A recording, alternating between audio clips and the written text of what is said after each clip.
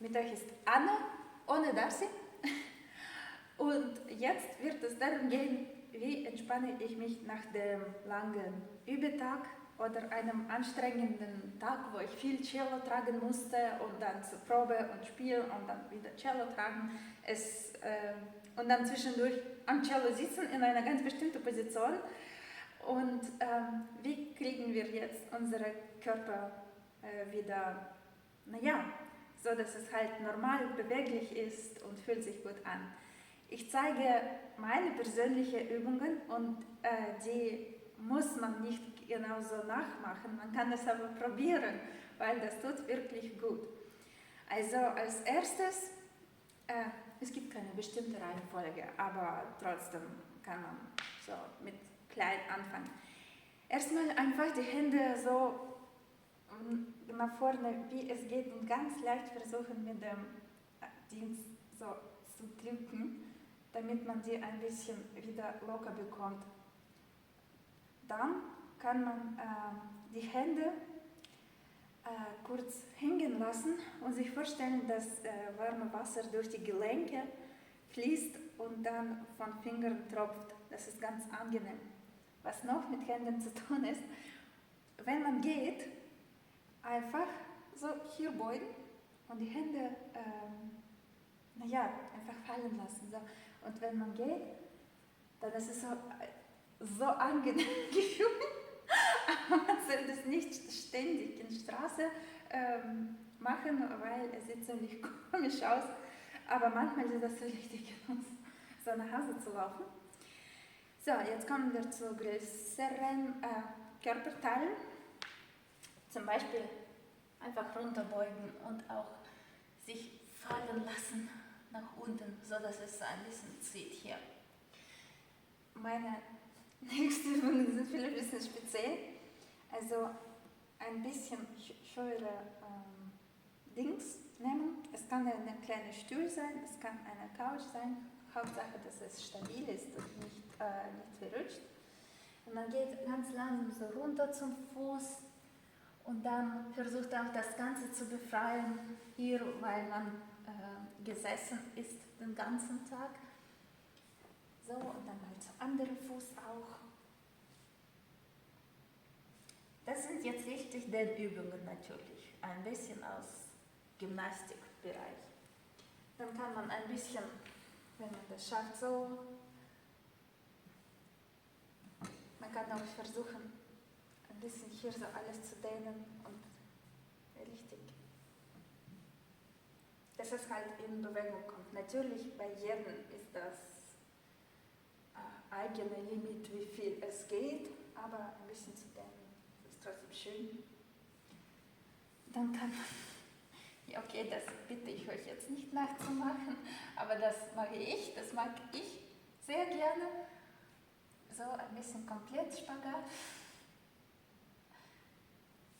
Und dann mal zu wechseln auf andere. So, und dann auch zu Füßen zu gehen. Aber das ist jetzt, das ist jetzt vielleicht ein bisschen schwierig. Was man machen kann, immer, dass einer Fuß so, andere so und dann halt zu diesem Fuß und nach vorne. Und auch die Hände können richtig zum Fuß gehen, so als ob die Hand hier anfängt und dann richtig hin. Und dann auch andersrum.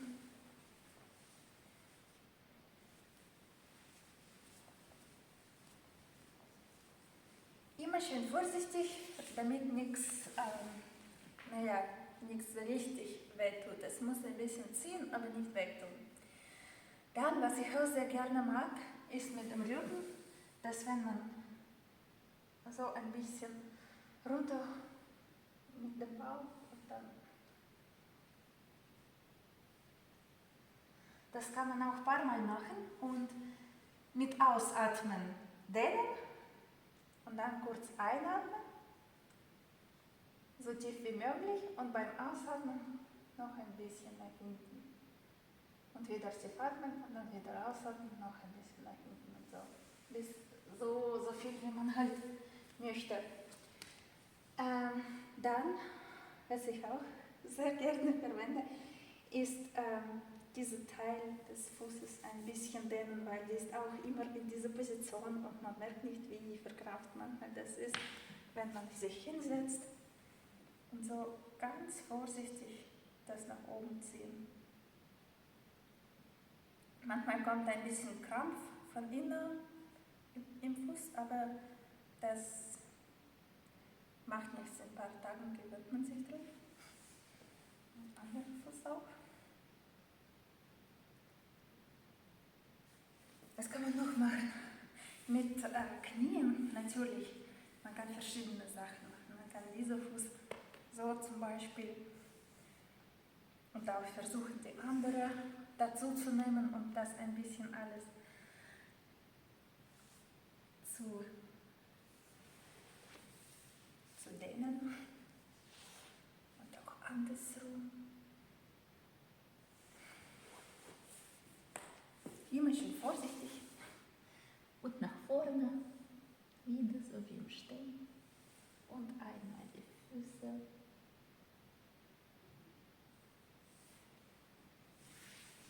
Und einmal die Hände so mit einer Hand, ganz, ganz so weit es geht. Und die andere dazu nehmen.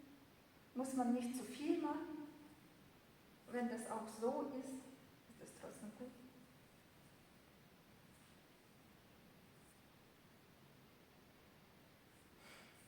Was ich jetzt zeige, bitte nicht nachmachen, aber ich mag das trotzdem gerne, wenn man so die Hände hat, so, und dann geht man mit dem Kopf so, und dann ohne die Hände quasi zu trennen, so,